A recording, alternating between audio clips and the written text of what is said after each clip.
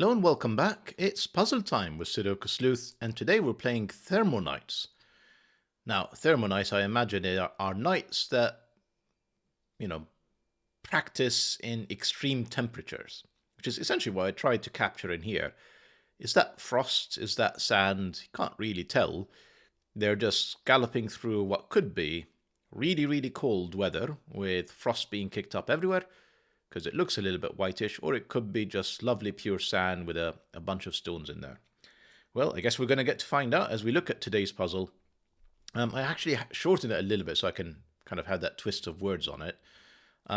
Let's get started. Oh, just one more thing I want to mention about the puzzle before we take a look at it. Given I've been making a lot of silly mistakes in the last video, I decided, I'm just going to go for one more easy puzzle this weekend. Maybe that's kind of going to be the story of this weekend, but no, I will do one harder puzzle, probably from Gobbler series. I mean, we do need to work through these at some point.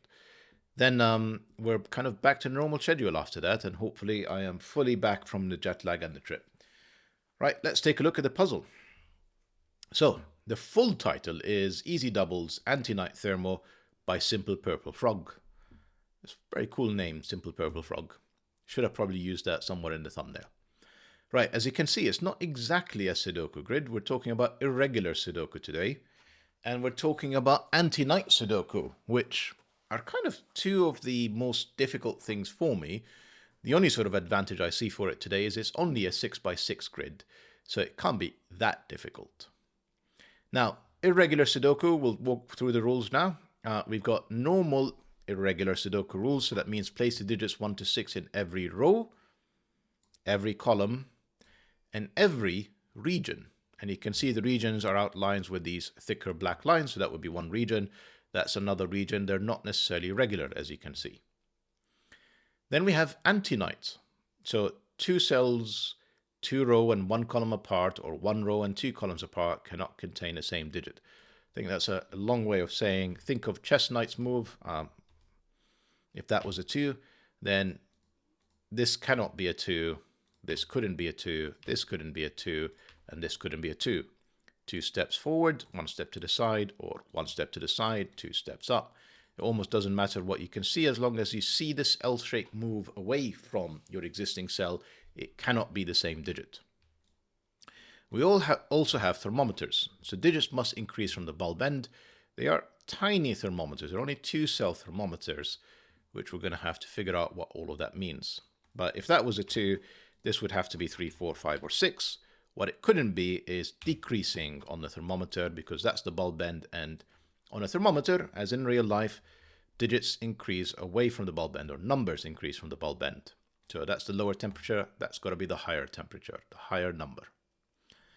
That's all there is in terms of rule sets. Anti-night, irregular. Hopefully I've still got it and it will be a quick solve. If you want to play along, figure out what these knights know about practicing in snow and sand simultaneously, link will be in the description down below for you to play along. And with that said, all left for me to do is restart the clock and see how I get on.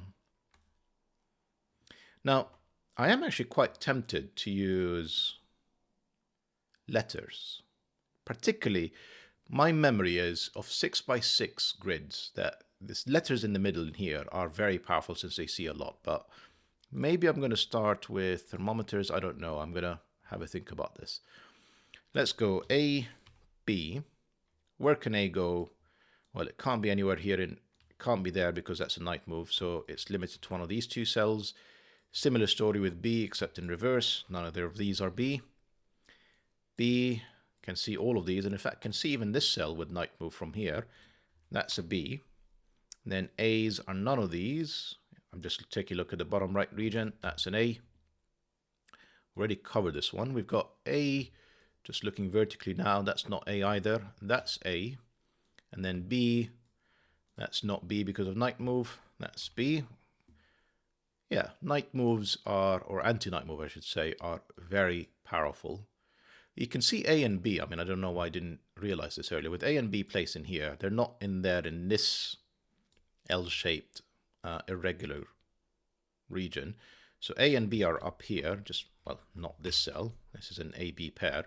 fact, with that B, it can see this with night move. So that's the B, that's the A. And obviously they both see these cells. So that's A, that's B.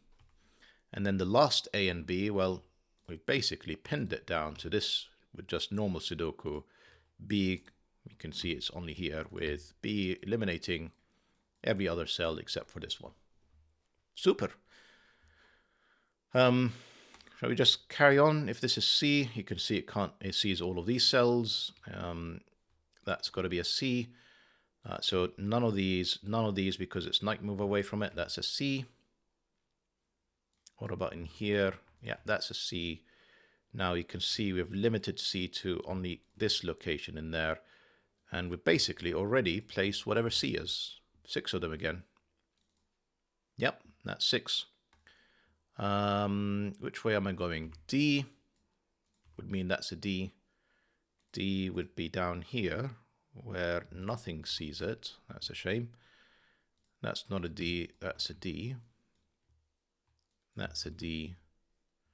And down here, that's so many options actually. Kind of. This cell here sees both of these with night move. So it's a bit more limited than you might expect, but not hugely limited. Yeah, going there maybe wasn't the best option. What about, shall I just stick to thermometers? I don't know what's the plan here. Let me think this through. Yeah, I'm going to do this thermometer just because it allows me to place it in here. E sees both of these cells, which means that's an E, that's a D, that's not D, that's a D, that's not D, that's a D. That can't be D anymore. That's the last digit, which is F. That's the D, that's an F. I need E and F in here. That's F, that's E. You can see F with night move. That's the F, that's the E, that's F, that's E. Just Sudoku, E and F. That's everything. So we've got a chain of thermometers that we just need to kind of appreciate, understand. E is quite small. C is even smaller. D is even smaller.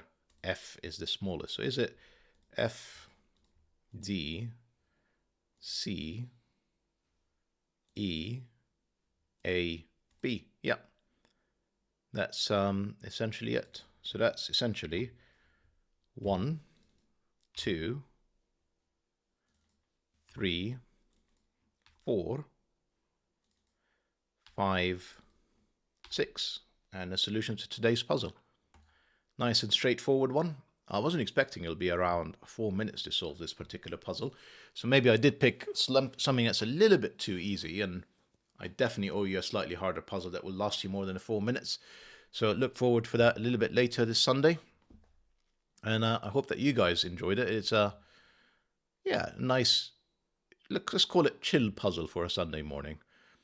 And see you back for the next video. Oh, just, SimplePurpleFrog. Thank you for the puzzle. It's highly approachable. And see you back for the next video. Bye-bye for now.